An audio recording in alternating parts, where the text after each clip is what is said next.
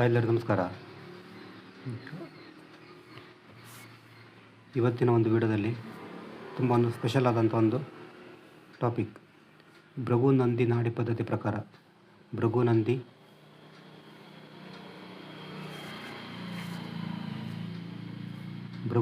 ಪ್ರಕಾರ ನಿಮ್ಮ ಜಾತಕದ ಪ್ರಕಾರ ನಿಮ್ಮಲ್ಲಿ ಜೀವನದಲ್ಲಿ ಒಳ್ಳೆಯ ವರ್ಷ ಮತ್ತು ಕೆಟ್ಟ ವರ್ಷ ಯಾವ ಥರ ತಿಳ್ಕೊಳ್ಳೋದಂತ ಈ ವಿಡಿಯೋದಲ್ಲಿ ತಿಳ್ಕೊಳ್ಳೋಣ. ಇದು ಭೃಗು ನಂದಿ ನಾಡಿ ಪದ್ಧತಿ, ಇದು ಪರಾಶರ ಅಲ್ಲ.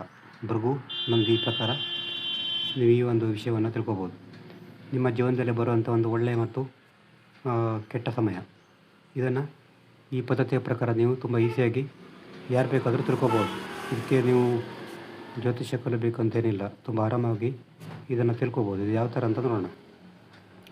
ಭೃಗು ನಂದಿ ಪ್ರಕಾರ ಒಳ್ಳೆಯ ಮತ್ತು ಕೆಟ್ಟ ಸಮಯ, ಇದಕ್ಕೆ ನೀವು ಮಾಡಬೇಕಂತ ಹೇಳಿದ್ರೆ ನಿಮ್ಮ ಲಗ್ನವನ್ನು ಟಿಕ್ ಮಾಡ್ಕೊಳ್ಳಿ. ಇದು ನಿಮ್ಮ ಲಗ್ನ ಅಂತ ತಿಳ್ಕೊಳ್ಳಿ.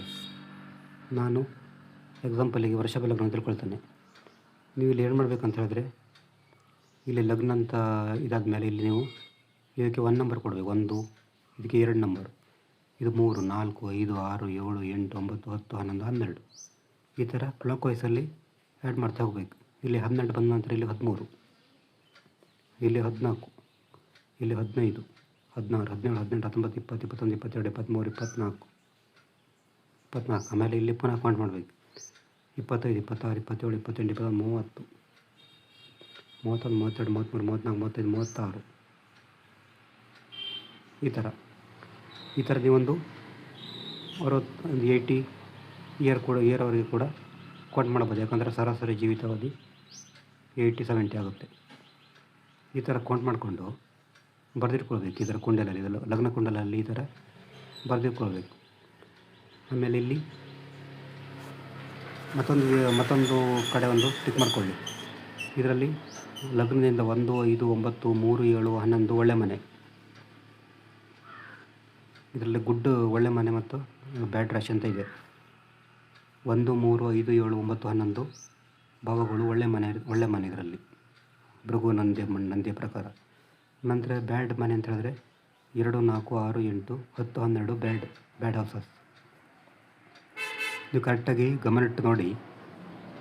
1, 5, 9, 3, 7, 11 ಒಳ್ಳೆ ಮನೆ, 2, 6, 10, 4, 8, 12 ಬ್ಯಾಡ್ ಕೆಟ್ಟ ಮನೆಗಳು. ಇದು ಭೃಗು ನಂದಿ ನಾಡಿ. ನೀವು ಇದನ್ನು ಪರಾಶರಕ್ಕೆ ಹೋಲಿಸಬೇಡಿ.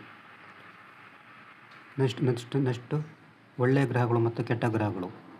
ಒಳ್ಳೆ ಗ್ರಹಗಳು ಅಂತ ಹೇಳಿದ್ರೆ ಬುಧ, ಗುರು, ಶುಕ್ರ, ಶನಿ, ರವಿ ಒಳ್ಳೆ ಗ್ರಹಗಳು. ಕೆಟ್ಟ ಗ್ರಹಗಳು ಅಂತ ಹೇಳಿದ್ರೆ ಚಂದ್ರ, ಮಂಗಳ, ರಾಹು, ಕೇತು ಕೆಟ್ಟ ಗ್ರಹಗಳಾಗ್ತದೆ ಭೃಗು ನಂದಿಯ ಪ್ರಕಾರ. ಇದೆರಡನ್ನು ನೀವು ಟಿಕ್ ಮಾಡ್ಕೊಳ್ಬೇಕು. ಇನ್ನೊಂದು ಸಲ ಹೇಳ್ತೀನಿ ನೋಡಿ. 1, 5, 9, 3, 7, 11 ಒಳ್ಳೆ ಭಾವಗಳು, 2, 6, 10, 4, 8, 12 ಬ್ಯಾಡ್ ಭಾವಗಳು. ಇದನ್ನು ನೀವು ಬರ್ಕೊಳ್ಳಿ. ಒಳ್ಳೆ ಗ್ರಹಗಳು ಬುಧ, ಗುರು, ಶುಕ್ರ, ಶನಿ, ರವಿ. ಕೆಟ್ಟ ಗ್ರಹಗಳು ಚಂದ್ರ, ಮಂಗಳ, ರಾಹು, ಕೇತು. ಈ ಥರ ಬರ್ಕೋಬೇಕು. ನಂತರ ನೀವು ಇಲ್ಲಿ ನಿಮ್ಮ ಏಜ್ ಎಷ್ಟು ಅಂತ ತಿಳ್ಕೊಳ್ಬೇಕು. ಉದಾಹರಣೆಗೆ ನಿಮ್ಮದು 30 ವರ್ಷ ನಡೀತಿದೆ ಅಂತ ತಿಳ್ಕೊಳ್ಳಿ. ಈಗ ನಿಮಗೆ 29 ತುಂಬಿ 30ನೇ ವರ್ಷ ಕಾಲಿಡ್ತದೆ. ನೀವು 30ನೇ ವರ್ಷದಲ್ಲಿ ನಿಮ್ಮ ಜೀವನದಲ್ಲಿ ಒಳ್ಳೆಯದಿರ್ತದೆ ಕೆಟ್ಟದಿರ್ತದೆ ಅಂತ ತಿಳ್ಕೊಳ್ಬೇಕಾದ್ರೆ ಇಲ್ಲಿ 30 ಅಂತ ಇಲ್ಲಿದೆ ನೋಡಿ. ನಾವು ಕೌಂಟ್ ಮಾಡಿದಾಗ ಆವಾಗ 30 ಅಂತ ಇಲ್ಲಿ ಬಂದಿತ್ತು. 30 ಬಂದಿರೋಂಥ ರಾಶಿ ಯಾವುದು? ಇದು ತುಲಾರಾಶಿ. ತುಲಾರಾಶಿ ಅಂತ ಲಗ್ನದಿಂದ ಕೌಂಟ್ ಮಾಡಿದಾಗ ಯಾವ ರಾಶಿ ಬರ್ತದೆ ನೋಡಿ. 1, 2, 3, 4, 5, 6 ತುಲಾರಾಶಿ 6 ಅಂತ ಬಂದಿದೆ. ಇಲ್ಲಿ 6 ಅಂತಿರೋದು ಬ್ಯಾಡ್ ಇದು ಬ್ಯಾಡ್ ಭಾವ ಅಂತ ಇದೆ, ಕೆಟ್ಟ ಭಾವ. ಇಲ್ಲಿ 1 ಮೈನಸ್ ಆಯಿತು. ನಂತರ ಇಲ್ಲಿ ಏನಾದರೂ ಗ್ರಹಗಳಿದೆ ತಿಳ್ಕೊಳ್ಳಿ. ಉದಾಹರಣೆಗೆ ಇಲ್ಲಿ ಏನಾದರೂ ಶುಕ್ರ ಇದೆ ಅಂತ ತಿಳ್ಕೊಳ್ಳಿ. ಇಲ್ಲಿ ಶುಕ್ರ ಒಳ್ಳೆ ಗ್ರಹ ಸೂಚಿಸ್ತದೆ. ಆ ಕಾರಣ ಇಲ್ಲಿ ಬ್ಯಾಡ್ ಕೂಡ ಇದೆ, ಗುಡ್ ಕೂಡ ಇದೆ.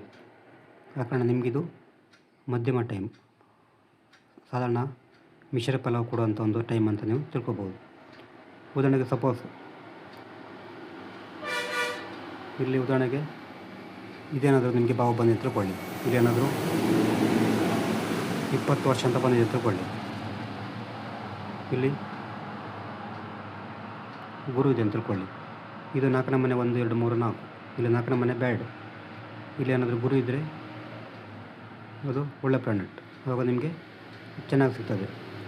ಉದಾಹರಣೆಗೆ ಸಪೋಸ್ ಇಲ್ಲೇನಾದರೂ